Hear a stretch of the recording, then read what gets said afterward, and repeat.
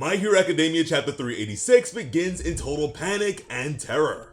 The police team in charge of operations would report aloud that evacuation blocks 17 and 32 were moving once again.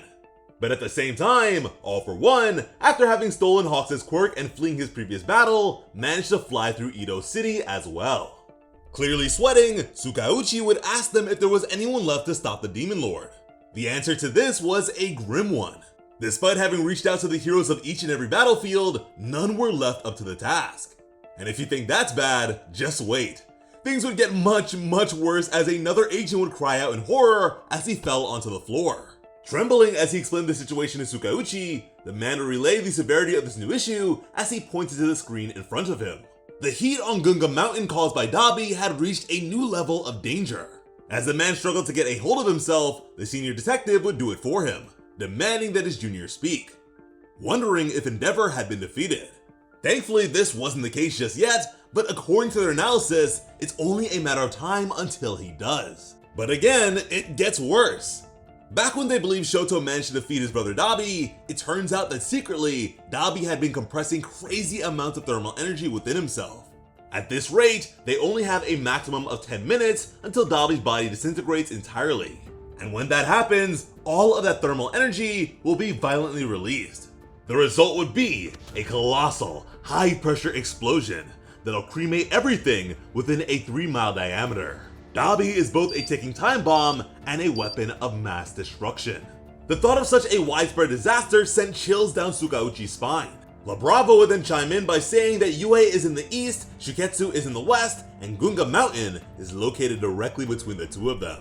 If Dabi manages to die like this, it'll win the villains the war. Only characters like Deku, Shigaraki, and All For One would be able to survive something like this.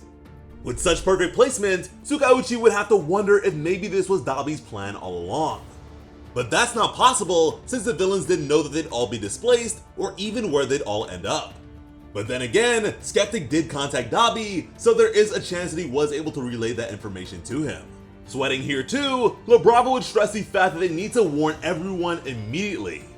And as if all that wasn't bad enough, some of the halted evacuation blocks, like the ones the Todoroki family is in, are within the estimated blast zone. The hero Gunhead, who's there and was previously in pursuit of the All For One agent that was tampering with his movement, was informed by them that the blast would still be able to reach them underground. At this point, portions of the evacuation block began to break apart all over as the people inside feared for their lives. They'd begged for the emergency hatch to be opened so they could get to the surface and at least have a chance at survival. But if you remember, this is only one of their problems at the moment, as Tsukauchi would be called over yet again. This time, it was because All For One was in the midst of speeding up. At his current pace, it wouldn't be long before he was in range to use his Ooze Warp quirk. As a reminder, teleportation quirks in My Hero Academia are extremely rare. The one All For One has is limited to moving people he has a close relationship with to and from his location within a limited range. As this younger All For One fiercely made his way over, it was clear to them all that if the two Demon Lords managed to reunite, they'd all be done for. Stuttering and adding to the shaky speech bubble count for this chapter, Tsukauchi would speak of reinforcements. But again, they didn't have any left. Not only that, but even if they did have the perfect hero for the job, they'd never make it there in time to stop him. And so with the game seemingly set, their leader was left without any options or direction to steer them in. They were playing a losing game. But to disrupt this would be the echoes of a familiar voice calling out to Tsukauchi. Elsewhere, we'd have Iida and Shoto, who Dabi managed to escape from. By failing to get the job done, countless lives are in danger of being lost, along with the fate of the entire world.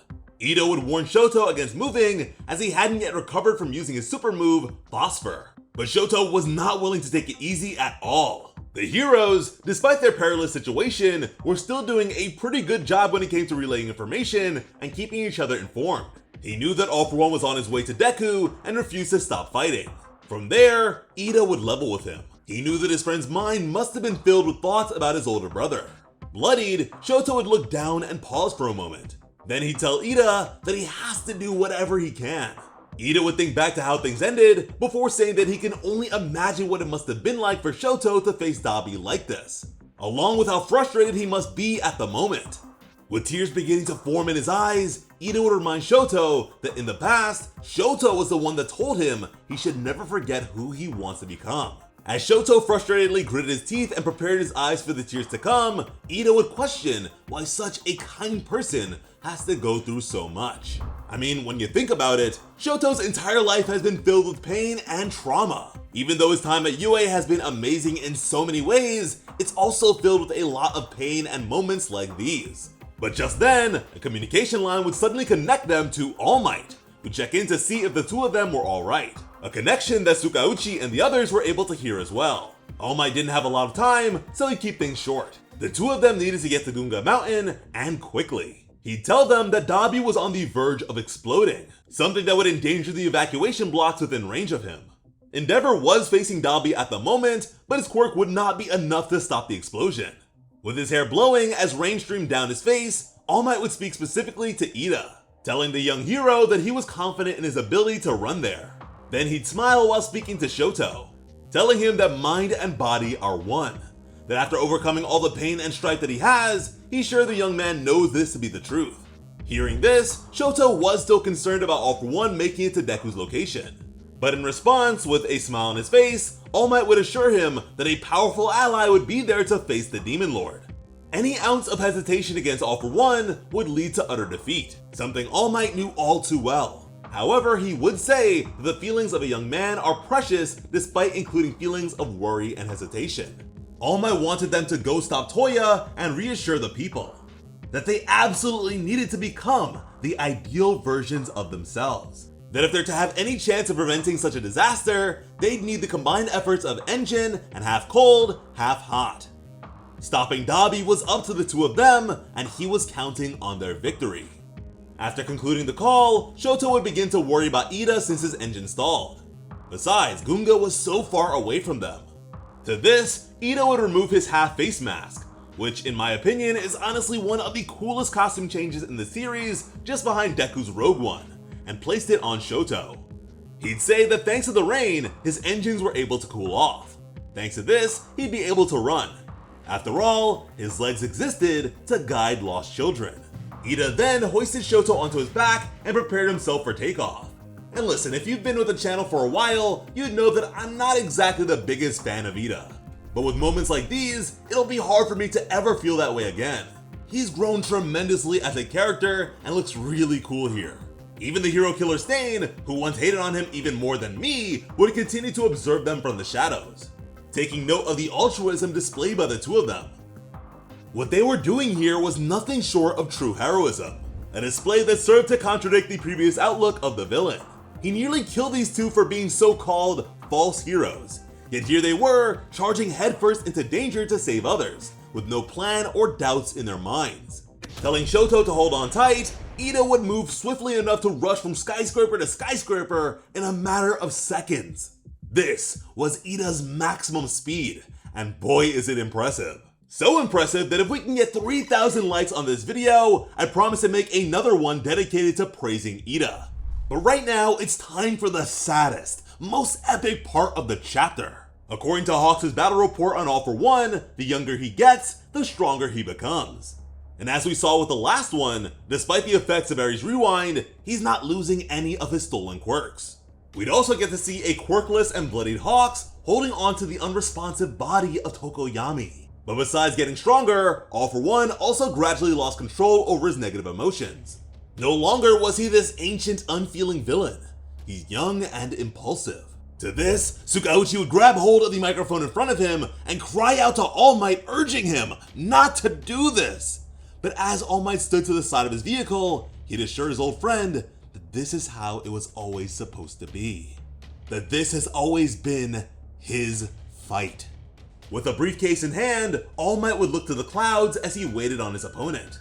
As he opened the contraption, he'd wonder if the man remembered how many times they'd fought in the past. Which is pretty interesting. Prior to this, the story had many fans believing that these two only clashed directly on 2 occasions. But as All For One started to come into view, All Might would say that Shigaraki's hatred has now spread to All For One's main body, meaning that he wouldn't be able to ignore him.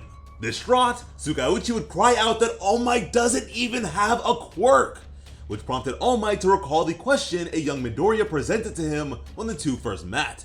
But this time, it wasn't as All Might the #1 hero, but rather as Toshinori Yagi, a boy that was also born quirkless.